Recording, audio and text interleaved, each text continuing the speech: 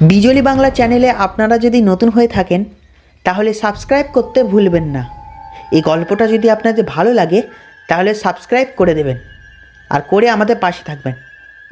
ঠিক আছে, ভালো থাকবেন সবাই। গল্পটা শুনুন। তাহলে এবার গল্প শুরু করি। গল্পের নাম ক্ষুদিত জীবন। আশ্চর্য ঘটনা ঘটেছে। আমাদের ছোট শহরতলিতে অসাধারণ ঘটনা ঘটত না। এক সম্প্রতি সেখানে দস্তুর মতো উত্তেজনার সারা পড়ে গিয়েছে। ভৈরব গড়গড়ি ছিলেন একটা তান্ত্রিক। আমাদের বাড়ির কাছেই দুখানা ঘর ভাড়া নিয়ে বাস করতেন। সারা দিন এবং গভীর রাত পর্যন্ত তিনি তার পূজা অর্চনা নিয়েই ব্যস্ত থাকতেন। বেশি লোকের সঙ্গে তার মেলামেশা ছিল না, তবে কী কারণে জানি না আমার দিকে তিনি কিঞ্চিত আকৃষ্ট হয়েছিলেন। মাঝে মাঝে সময় পেলে আমার বাড়িতে এসে গল্প সল্প করে যেতেন। ভৈরবের বয়স 50-এর কাছাকাছি। রং কালো, দেহ শীর্ণ কিন্তু অতি দীর্ঘ। তার চেহারার ভেতরে সব আগে নজরে পড়ে চোখ দুটো। মনে হতো কোটরের ভেতর থেকে যে দুটো তীক্ষ্ণ চোখ উকি মারছে, তারা যেন ভৈরবের নিজের চোখ নয়। কেন এমন মনে হতো তা জানি না, কিন্তু মনে হতো অমন রহস্যময় চোখ আমি আর কোনো মানুষের দেখিনি। খবর পেলাম হঠাৎ ভৈরব মারা গেছেন। আমি ডাক্তার খবর পেয়েই দেখতে গেলাম। পরীক্ষা করেও বুঝলাম যে হ্যাঁ, হৃৎপিণ্ডের ক্রিয়া বন্ধ হওয়ার ফলেই তার মৃত্যু হয়েছে। তিনি চোখ খুলেই মারা গেছেন। সেই দুটি অদ্ভুত চোখ এখন তারা স্থির বটে, কিন্তু এখনও তেমনি রহস্যময়। স্থিরতা ছাড়া তাদের মধ্যে মৃত্যুর আর কোনো লক্ষণই ছিল না। ভৈরবের আত্মীয় স্বজন কেউ নেই। তিনি একেবারেই একলা থাকতেন। কাজেই সপ্তাহের ব্যবস্থা করতে হলো পাড়ার লোকদেরই। সন্ধ্যার সময় জনকয়েক লোক নিয়ে ভৈরবের বাসায় গিয়ে হাজির হলাম। যে ঘরে ভৈরবের দেহ ছিল তার দরজায় আমি স্বহস্তে তালা বন্ধ করে দিয়েছিলাম। এখন গিয়ে দেখি দরজা খোলা, তালাটা পড়ে রয়েছে মেঝের ওপরে। চোর টোর এসেছিল নাকি? তাড়াতাড়ি ঘরে ঢুকে আরও হতভম্ব হয়ে গেলাম।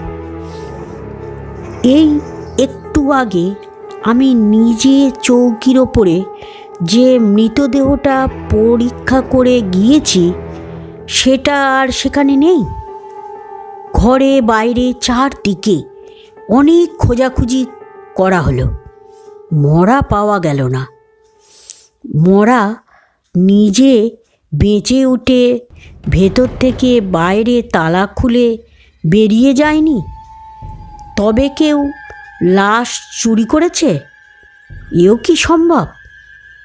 কিন্তু মরা চুরি করে কার লাভ হবে সেটা আন্দাজ করা গেল না। ব্যাপারটা নিয়ে আমাদের ছোট শহরটি কিছুদিনের জন্য সরগরম হয়ে উঠল। তারপর ভৈরবের কথা আমরা একেবারেই ভুলে গেলাম। 3 বছর পরের কথা। দেশে আবার চাঞ্চল্যের সৃষ্টি হয়েছে।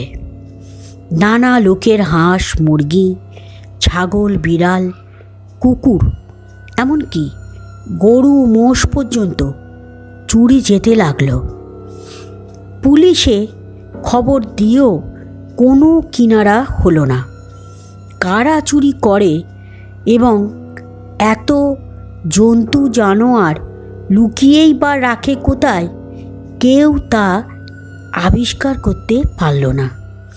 গৃহস্থরা জ্বালাতন হয়ে উঠল।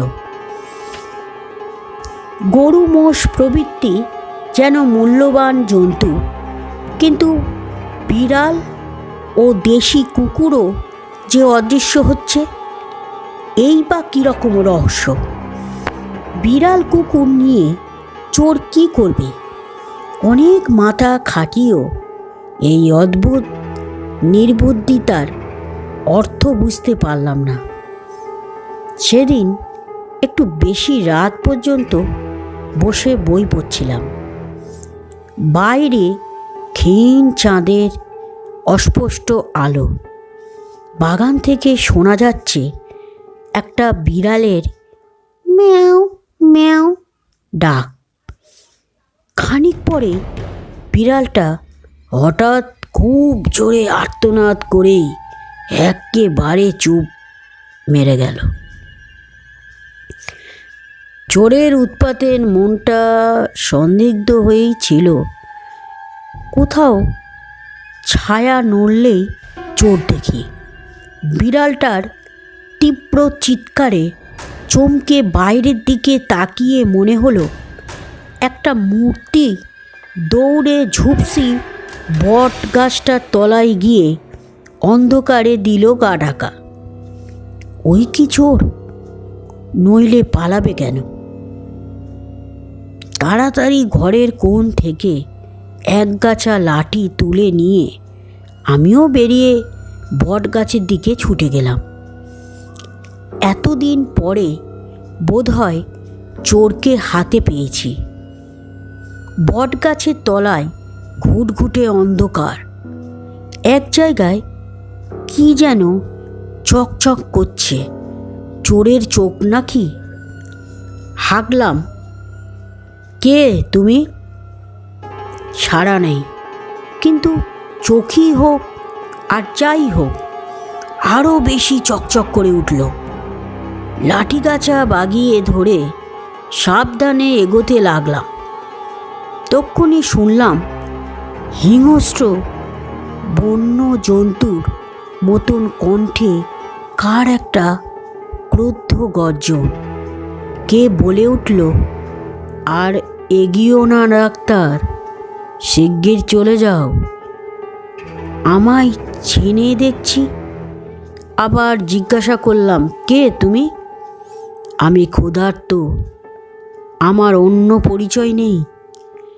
তুমি আলোয় বেরিয়ে এসো, আমি তোমাকে দেখতে চাই।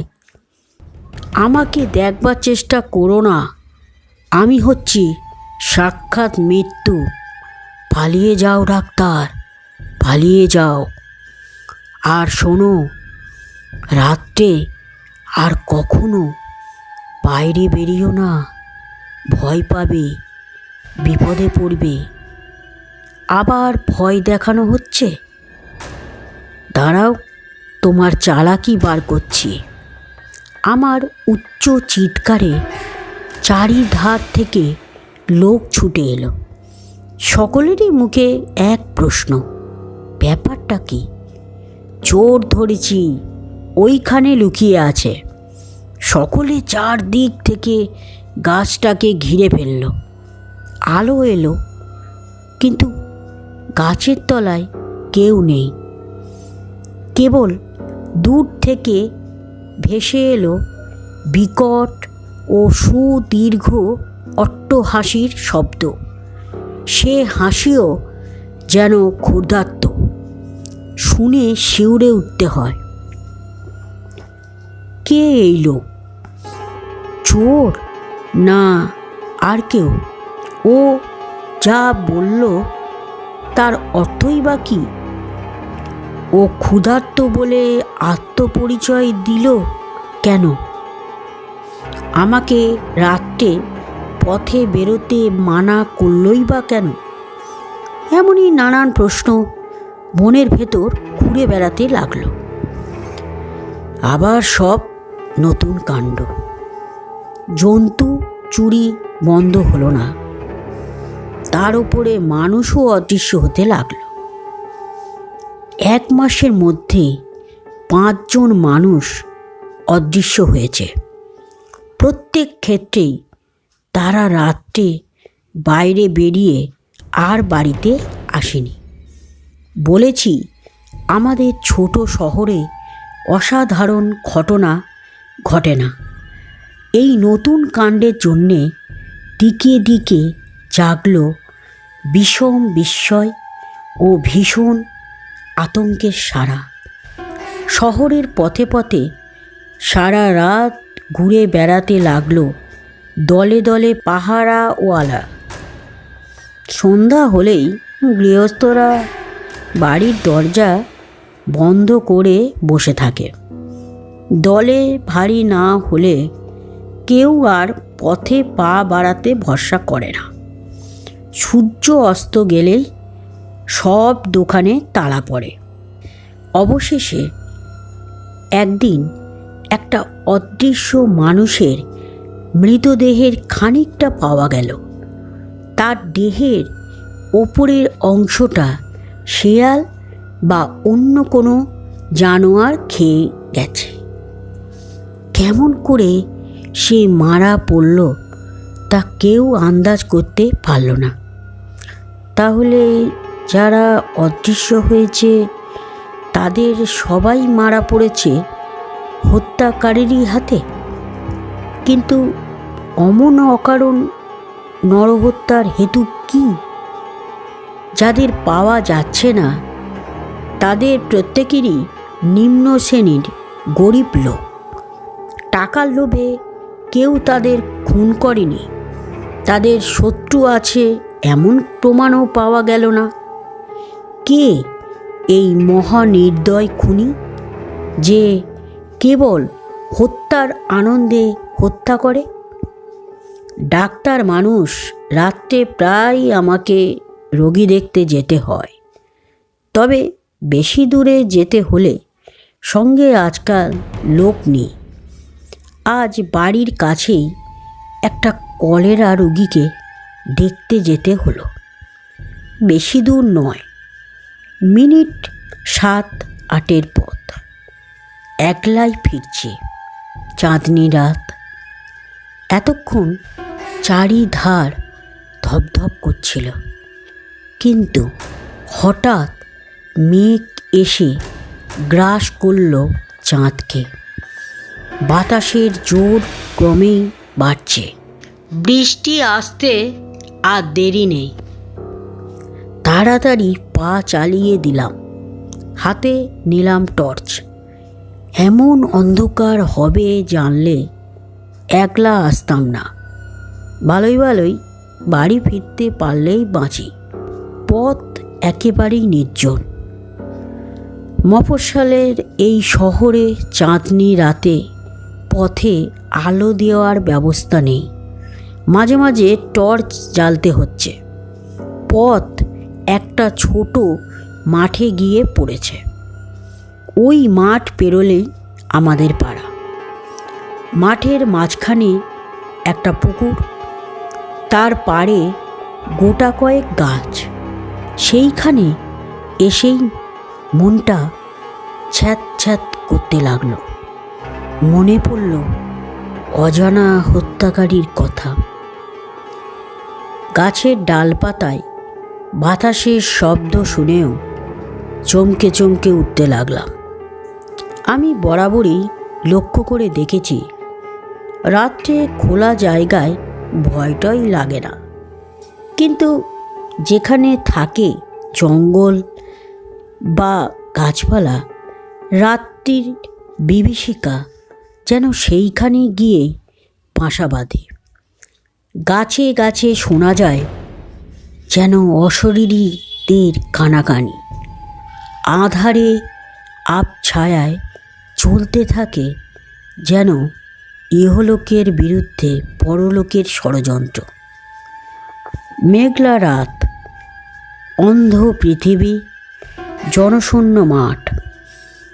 আচম্বিতে বিরক্ত কণ্ঠস্বর শুনলাম, ডাক্তার, ও ডাক্তার, আবার তুমি রাত্রে বেরিয়েছ? বুক কেঁপে উঠল।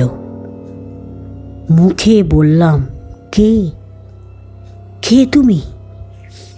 ক্ষুধার্ত, ক্ষুধার্ত, দারুণ ক্ষুধা। আমার মাংস চাই, হাড় চাই, রক্ত চাই। দিতে পারবে তুমি? পারবে না, পারবে না। হি হি হি হি হি হি হি হি। সেই ভয়ানক হাসি, ভয়ানক কণ্ঠস্বর। কে এ? পাগল? এই কি মানুষ খুন করে? যেন বোবা হয়ে গেলাম। ভয় নেই ডাক্তার, আমি তোমার শত্রু নই। তাই তো বারবার তোমাকে সাবধান করে দিচ্ছি, কখনো রাত্রে বেরিও না। কি জানি, যদি আমার ক্ষুধা জাগে, আমার যে বিশ্বগ্রাসী ক্ষুধা। শিগগির পালাও, শিগগির। আতঙ্কের মধ্যে মনে জাগলো বিষম কৌতূহল। ধাঁ করে দিলাম টর্চটা টিপে। হায় ভগবান, এ কি বিভীষিকার মূর্তি! গাছতলায় হাঁটু গেড়ে বসে আছে এ যে সেই তান্ত্রিক ভৈরব গড়গড়ি। 3 বছর আগে আমাদেরই সামনে যে মারা পড়েছে এবং যার মরা খুঁজে পাওয়া যায়নি। ভৈরবের মুখময় রক্ত, এবং তার সামনেই মাটির ওপরে পড়ে রয়েছে রক্তাক্ত মৃতদেহ। প্রচণ্ড গর্জন করে ভৈরব এক লাফ মেরে টর্চের আলোক রেখার বাইরে গিয়ে পড়ল। সঙ্গে সঙ্গে শুনলাম দ্রুত পদ শব্দ। আমিও ঝড়ের বেগে ছুটলাম মাঠের ওপর দিয়ে বাড়ির দিকে। তাহলে এখানেই গল্পটি শেষ করলাম। রাখছি।